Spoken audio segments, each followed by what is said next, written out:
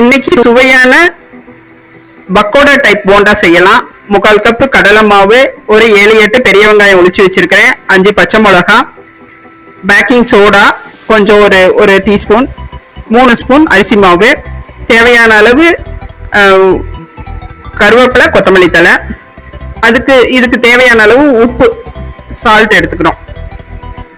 இப்போ இத வெங்காயத்தை நீல வாக்குல கட்டிக்கணும். சின்ன சின்னச்சா கட் பண்ணாம நீல வாக்குல பக்கோடா டைப்ல கட் பண்ணிக்கணும் வெங்காயத்தை. இது அப்பதான் பக்கோடா டைப்ல இருக்கும். நீங்க சின்ன சின்னதா இருந்தா போண்டா மாதிரி வரும். இந்த மாதிரி நீள நீளமா கட் பண்ணிக்கலாம். அதனோட வேற எடுத்துட்டு கட் பண்ணிக்கலாம். இதே மாதிரி எல்லா வெங்காயத்தையும் கட் பண்ணி எடுத்து வச்சுக்கலாம்.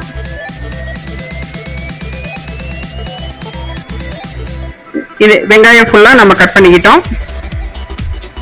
இந்த மாதிரி ஒரு பவுல்ல எடுத்து வச்சுக்கலாம். இது ஈவினிங் டீ டைமுக்கு சாப்பிடறதுக்கு சூப்பரா இருக்கும். இப்ப பச்சை மிளகாய சின்ன சின்ன பீஸா வெட்டிக்கலாம். பச்சை மிளகாய், அதே மாதிரி கருவேப்பிலை, மல்லி, இது எல்லாம் இதே மாதிரி சின்ன சின்ன பீஸா வெட்டி எடுத்துக்கலாம். ஒரு கத்தி வச்சு இந்த மாதிரி எல்லாம் வெட்டிக்கலாம். வெட்டுற திங்ஸ் அவ்வளவுதான். நம்ம கீரை, முருங்கைக்கீரை அந்த மாதிரி இருந்தாலும் இதுல சேர்த்துக்கலாம். சிறுகீரை, அரைக்கீரை, அந்த மாதிரி வேற எந்த கீரை வேணாலும் ஆட் பண்ணிக்கலாம். நான் வெறும் மல்லி மட்டும் போட்டிருக்கேன். மல்லியும் கருவேப்பிலை, பச்சை மிளகாய், இந்த மாதிரி. இப்ப நம்ம எடுத்து வச்சிருக்கிற கடலை மாவு அதோட கொட்டிக்கலாம்.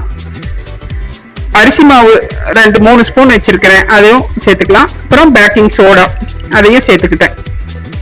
இதோட நீங்க கலர் நல்லா வேணும் அப்படின்னு நினைச்சீங்கன்னா, இதுக்கு தேவையான அளவு உப்பு, கலர் நல்லா வேணும் அப்படின்னு நினைச்சீங்கன்னா மஞ்சள் பொடி கொஞ்சம் ஆட் பண்ணிக்கோங்க. நான் மஞ்சள் பொடி சேர்க்கல. இது நேச்சர் கலர் அப்படியே இருக்கட்டும் அப்படிங்கிறதுக்காக இது எல்லாத்தையும் சேர்த்து ஒன்னா கலந்துக்கிட்டேன்.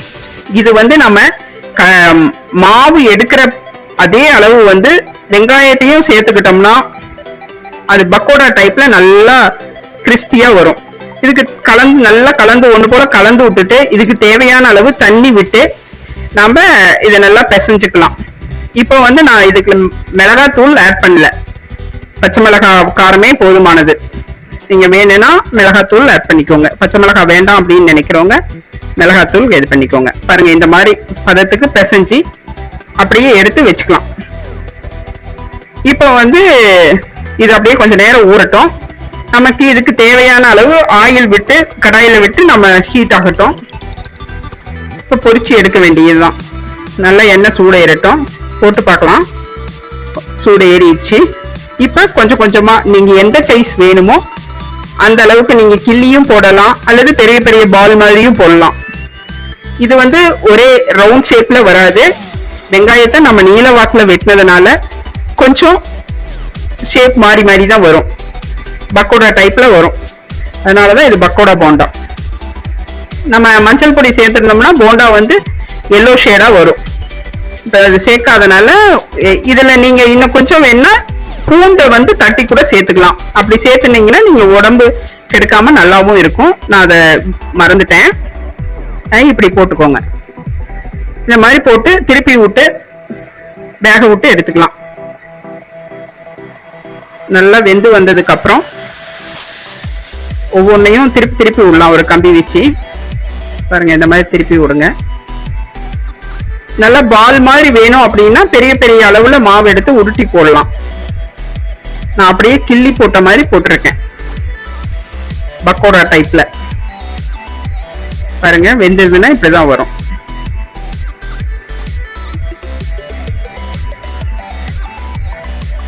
இதே மாதிரி இந்த செவந்திருச்சு பாருங்க, இதெல்லாம் வெந்துருச்சு.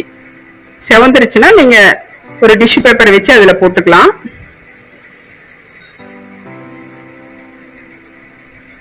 இதே மாதிரி மீதி இருக்கிற மாவையும் இதே மாதிரி கிள்ளி போட்டு சேர்த்துக்கலாம். எண்ணெய் கொஞ்சம் ஹீட் ஆன பின்னாடி மாதிரி போடணும். நீங்க பூண்டு கொஞ்சம் தட்டி சேர்த்துக்கோங்க. இது கடலை மாவு எனக்கு ஒத்து வராது அப்படின்னு நினைக்கிறவங்க பூண்டை நல்லா நசுக்கி பேஸ்டா பண்ணி இதோட சேர்த்துக்குங்க. நல்லா இருக்கும், டேஸ்டும் நல்லா இருக்கும், உடம்பையும் பாதிக்காது. இதே மாதிரி மீதி இருக்கிறதையும் சேர்த்து இது பண்ணிக்கோங்க. இது ஈவினிங் ஸ்நாக்ஸ்க்கு ரெடி ஆயிடுச்சு. இதோட டீ வச்சு சாப்பிட்டா சூப்பரா இருக்கும். பிடிச்சிருந்தா இதே மாதிரி செஞ்சு சாப்பிடுங்க. லைக் பண்ணுங்க, சப்ஸ்கிரைப் பண்ணுங்க.